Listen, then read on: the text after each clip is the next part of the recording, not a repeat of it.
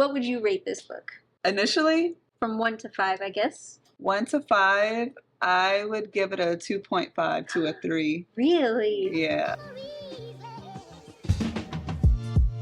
Hey, besties. Hey. Welcome back for another episode of the Hello Bestie podcast. I'm Maggie. I'm Tashima. All right, we're excited to talk about our book for the week. Yes. So what you have for us, teams? So I got to pick this week's book, which is For She Is Wrath by Emily Varga. Yes. So I have a little description just from Amazon. A sweeping Pakistani romantic fantasy reimagining the Count of Monte Cristo, where one girl seeks revenge against those who betrayed her, including the boy she used to love. I haven't read The Count of Monte Cristo, so I'm wondering how closely related this is to it. Same. We'll have to put that on our to-be-our list. Yeah. Even more so when I was reading the reviews, a lot of the negative reviews that I saw are pretty much saying this is nothing like The Count of Monte Cristo. Oh, okay. Okay. That's the majority of what I saw, but because I never read it, I don't really know. But I don't know. Sometimes with stuff like that, I'm pretty sure the author wasn't going for an exact replica. They're pulling inspiration from it. Right. It's loosely based on, and it's probably the premise, I'm assuming, like lovers to enemies type premise is what I gathered from the description of that book that I read. Mm-hmm. So why would you want it to be the same? Yeah, I wouldn't want it to be the same. And that, if you're going based off of that, I feel like the book did exactly that. Sure. But yeah. Without reading the other one, I have no idea. Yeah, I haven't. But there was a lot of good reviews as well. So it's kind of mixed. It's like a 3.6 on Goodreads. Mm-hmm. You have some? Like, you want to share? No, because they're long. I People feel like some of these reviews are as long as the books themselves. So let's just say some people loved it, some people hated it, and on average it has a 3.6 on Goodreads. What would you rate this book? Initially? From 1 to 5, I guess. 1 to 5, I would give it a 2.5 to a 3. Really? Yeah. And that's at like the whole experience, like that after having read it. The whole experience. Really? I don't say this about many books, but this is one of those ones where I felt like this was a waste of time. Interesting. That's interesting. Yeah, I loved it initially. For She Is Wrath, and let's get into it. Get your revenge, girl. And then it all went downhill when she saw Mazen again. Once that happened, it's kind of like, all right, I can see you still got feelings for this dude. Those just don't go away. But the ending and everything, it was like, what was the point of all of this, So when you're saying when she saw Mazen, are you talking about like basically at the end? Or are you talking about like when they were at the party? When she first saw him, I understood the whole, remembering what it was like to be with him. Kind of like her body betraying her type of thing. I don't want to have these feelings for him, but I can't help it. Understandable. But when it started getting a little where she's really starting to feel him again and kind of forgive him for, like, girl, he put you in jail. Okay. So before we found out. Yes. Okay, so you had already were like, this is annoying before we found out. Correct. Okay, that's I was trying to gauge, like, at what point. At what point? For you. Yes. Okay. Yes. Gotcha. It wasn't when she first saw him, I gave her grace. I'm like, that love just doesn't go away. Even if you don't want to love this person. I get that. But the more it was like, he really just got your head going. Yeah. Why did you escape from prison and do all of this? If you're just gonna, but it is a YA, and I will say I feel like this is a true YA versus something like Akatar that's considered a YA, but there's all these. Yeah. Really? I mean, that's like 18 YA. Yeah. But this felt, I could see why it happened, but me who just was really in it for the revenge and the I want her to get her. It fell flat for me for that reason. Gotcha. Yeah.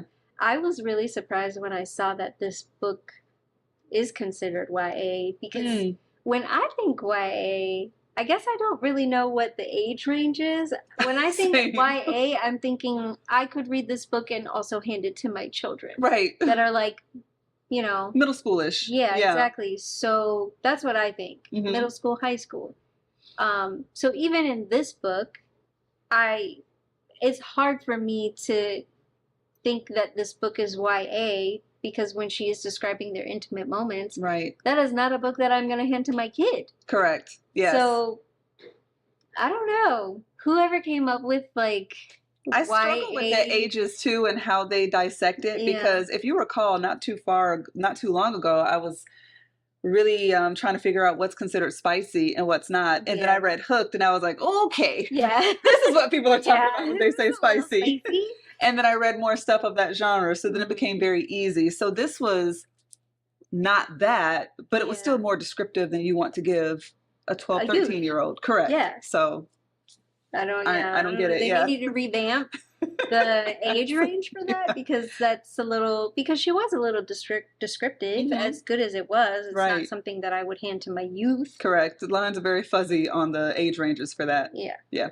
So I think that up until like the last few chapters, the ending, I would have given it a solid 4. But the ending for me was kind of like, oh. Yeah. Come on. Yes, yes. So I knock it down a little bit. Like, I don't feel like it's fair to give it a 3, but the ending just, to me, didn't really deserve a 4 either. It was just such 3.9. It was just a letdown for me because it was so good in the beginning. Yeah, it was I loved good. Her meeting Noor, them breaking out together, going through all of that. I felt like she was such a strong female character, and they just broke her down when she saw this guy again. Here for it. That's why I was so disappointed. Yes. She's a beast. Yes. She's amazing. She's so strong, but like ordinary at the same time and resilient. And then towards the end, it just got kind of like, and even, okay, well, let me get into my question. All right, let's go ahead. Like let's get into it. Yeah. Okay, so Dania's journey is shaped by Mazen's betrayal. Did you see his actions coming? How did this betrayal alter Dania's sense of self and her relationships going forward? Him doing that to her was what really charged her up and what really wanted her to get out, because it wasn't just that he did that to her. I think she realized very quickly that he was responsible for it. I don't really think that she went through a period of, oh, but he loves me, and trying to give him benefit of the doubt. He literally looked at you in your eyes and walked away as you're being dragged into a cell. She was very much like, this is his fault. When I get out of here, and I am going to get out of here, I'm going to end you. I'm going to find him, and it's going to be on. And my father got killed throughout all of this. That was a catalyst for that too. So that was sad. Yeah, because at the time she didn't know that her dad died, right? She's getting out trying to get to him and then found out later. So I think it was good in the fact that it was a catalyst, because she was in a horrible, I mean, no prison is good, but she was in a, you get in here, we throw away the key, you are never getting out of here. And it gave her strength to endure and strength to keep going. So speaking of resilience and survival, Dania and Noor both show extraordinary resilience in the face of suffering. Which moments best illustrate their strength or perseverance? Were there times you doubted their ability to survive? Girl, when Noor got put in that infirmary or whatever that was, and it was looking pretty rough because it was heavily guarded. Dania had to take on a lot of people to get her out of there. I think the warden was in there with her too. Yeah. That looked... Thospa? Yeah. It looks like, I don't know if they're gonna... There's a lot of moments like that. I don't know if they're gonna get this. They were gonna be done for. I thought Noor might have died. I thought Dania would have gotten out by herself, but I wasn't expecting them both to get out together. Yeah. I was happy that they did. I did too. It was what you wanted. They were really strong and balanced each other out really, really well. I agree. Just in their strengths and their weaknesses. Noor was definitely the anchor, despite her lack of like formal training in like being able to use a sword and stuff like that. She kind of was a little useless, but that didn't stop her from doing what she could in the way that she could. And she knew the magic and all of that. She knew where it was. And I love that they stuck together when they got out. It wasn't like, we're just partnering here together and then we're going to break loose. They stayed together. Yeah, I enjoyed their roles in the beginning I agree. very, very much. So Dania's quest is as much about revenge as it is about redemption. Do you feel she leaned more towards vengeance or seeking to reclaim her father's honor? Did your opinion change over the course of the story? And then how does Nora's concept differ from Dania's, especially as she seeks to use her knowledge of the Zorat? It definitely changed throughout. I felt like she went to great lengths to get her revenge, as far as, you know, getting the Zorat and using the djinn magic to change her whole facial structure to present herself as a noble so that she looked totally different.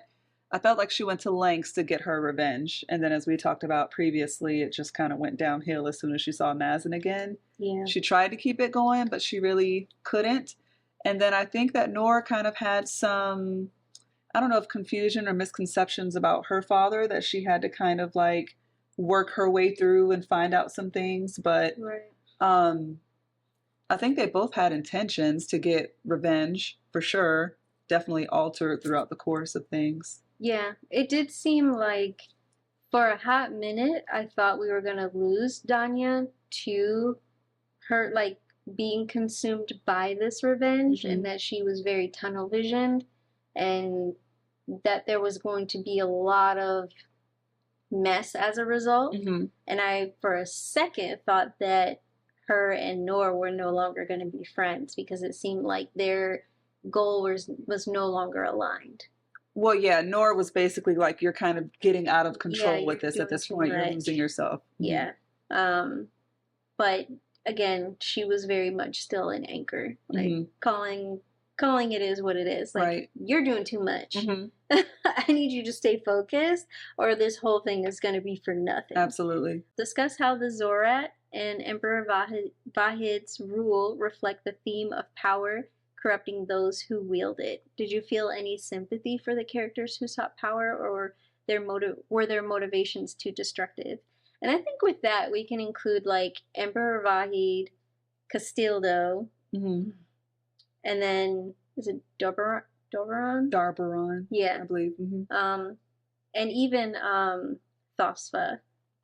I feel like we could just, that's all encompassing of all of those characters seem to be really driven by that. It's just the typical trope of greed, how people get too much power and then don't know how to handle it without it, because they wanted to capitalize on it and monopolize it to where they were the only ones that hold this power. It was that special and it was that crucial, and they aren't using it to do good.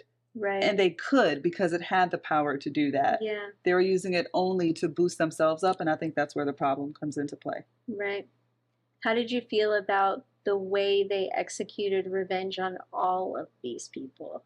Like, do you feel like it was kind of chef's kiss? No. Really? No. None of them? I don't think any of it was chef's kiss. That's why I was so disappointed in it. I enjoyed the way that everything just kind of like, everybody got their due. And I enjoyed that. Everybody got their due, but it wasn't by the hands of her. And I think for me, it's like, that just felt like karma just ran its course. They got what was coming to them by general karma. Put it in motion. I wanted more of like a one-on-one type of thing. Oh, like I wanted her. Yes, stuff? I wanted her to end all of them. Yes. Oh, okay. So even, and Mazen really bothered me too, because he went to the extent for his revenge, and that's kind of the moral of the whole story. Like, revenge can make you do things that you shouldn't do and make you lose yourself. He got her put in jail because of his revenge that he wanted to take against the emperor. The emperor told him he killed his mother, laughed while saying it, and basically still raised Mazen. So Mazen is growing up under this emperor and essentially plotting to kill him one day. And when he had the chance, it was like, no, come with us, when the whole field was burning down or whatever. Yeah. It's like, come with us, come with us. And even her grandmother, girl, don't get me started on the flaw-ass grandmother. That dropped my jaw. I felt like that's your blood. I didn't expect her to kill her grandmother. I didn't. If she would have, I wouldn't have blamed her, just devil's advocate. I was like, I wouldn't have blamed her. Yeah. But this woman told you that she set up the whole murder. That got you. She put this whole thing in motion. She was the one who put the whole thing in motion. Everything. Got your daddy killed because she knew your daddy would go after you. because she's still salty about whatever happened between him and your mom. Yeah. Got Which you put really in jail. wasn't on him either.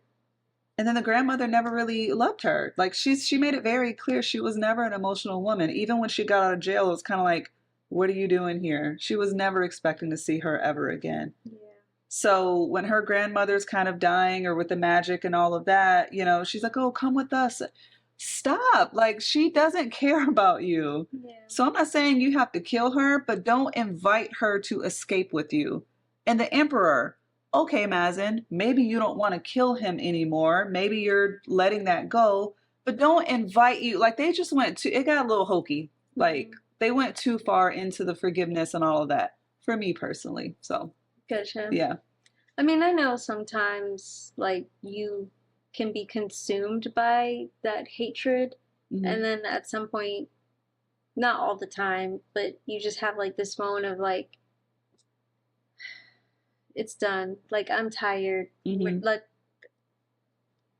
Okay, let's just all walk away. Like, I don't think they were going to live together happily ever after. Yeah. But at that moment, it was probably him, like, I don't love you, but I also, like, I don't want you to die.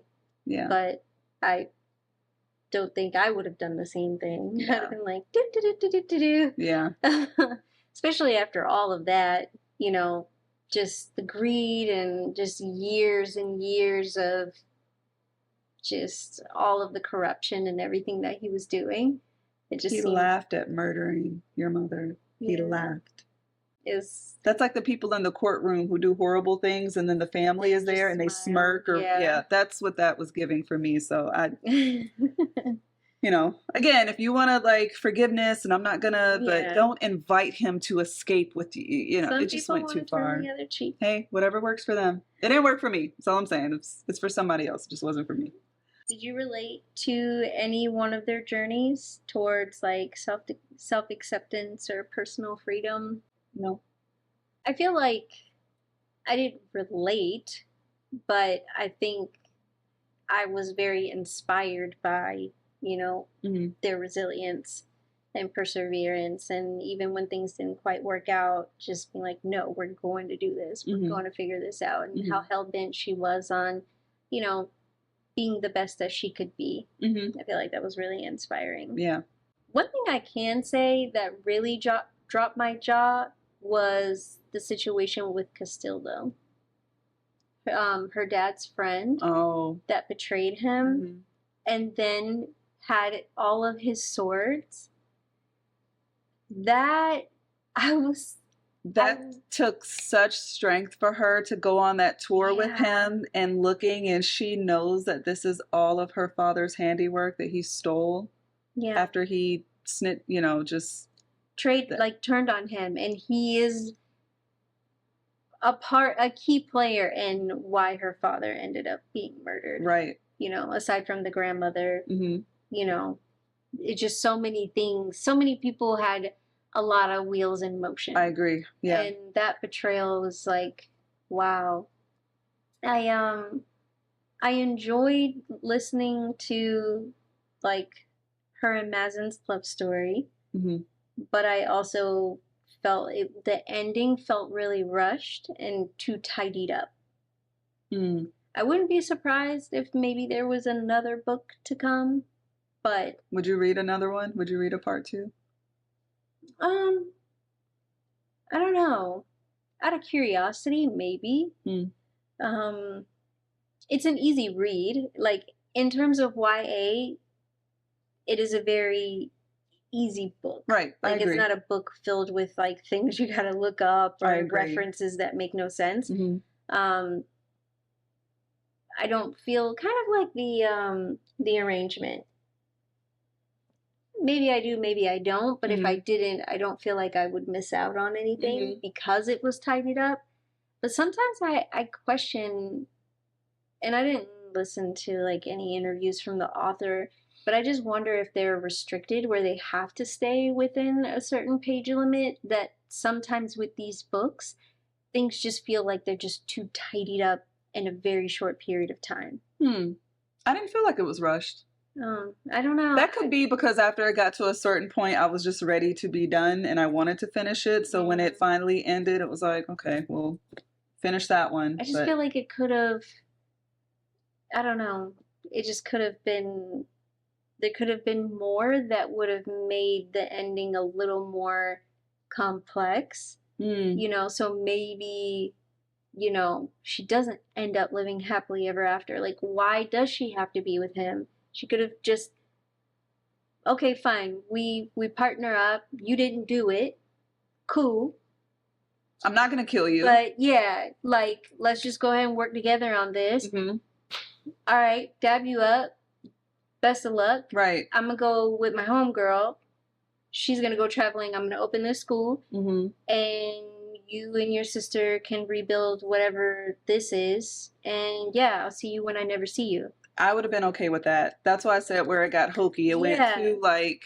She deserved, I feel like she deserved that level of an independent ending just as much as it was in the beginning.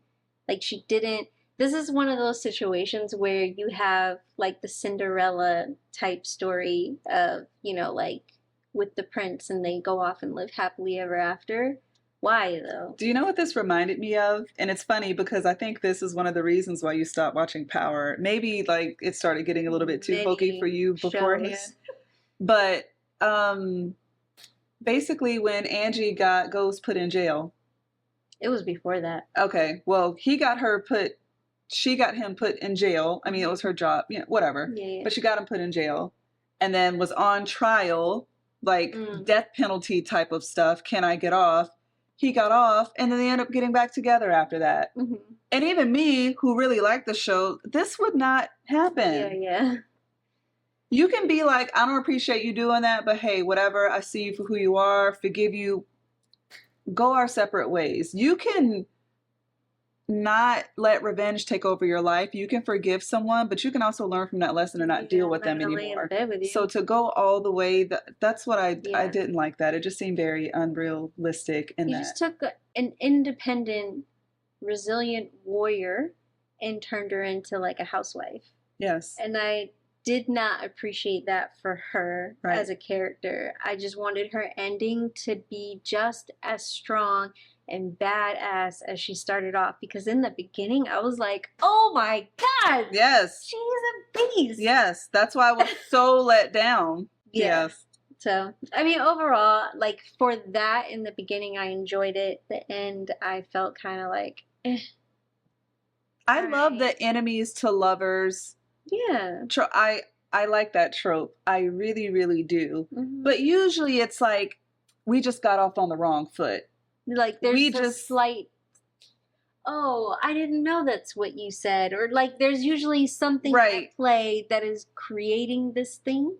Or we just didn't hit it off. We didn't get along. I thought you were an asshole. Like, it's usually like that, and then it blossoms into something else. Once they actually get to know each other. This wasn't like we were already lovers, in love. You super duper betrayed me, and then I just take you back. We're kids. We know each other better than this was like betrayal beyond betrayal. So, like, I liked a little bit of the love scenes. I appreciate there being some romance in it. I just felt like they could have just created another character for her to be her love interest versus having it be him. I don't even think she needed one to be honest. She didn't need to, but if you're gonna have that in the book, it didn't need to be him. Right. So I feel like I would have been completely content if you took the love interest out of it altogether and he was just like her childhood best friend.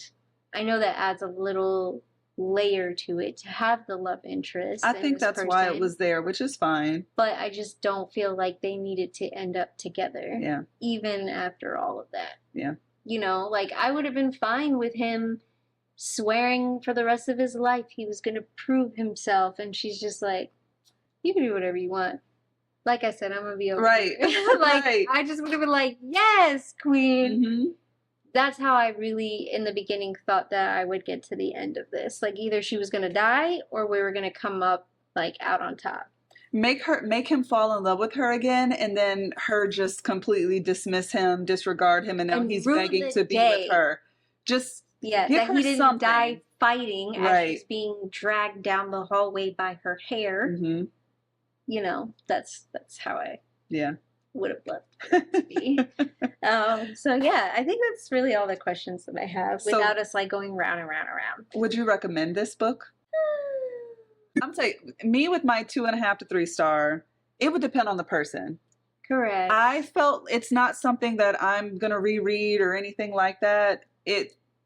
For someone who really wants revenge and really I wouldn't recommend it to that type of person. Yeah, but someone who just wants a decent story and, it's just a read. Ahead. Yeah. Sure. Yeah. It's a book. So I recommended it to somebody while I was still in the very beginning, and I'm like, oh, this book is so good.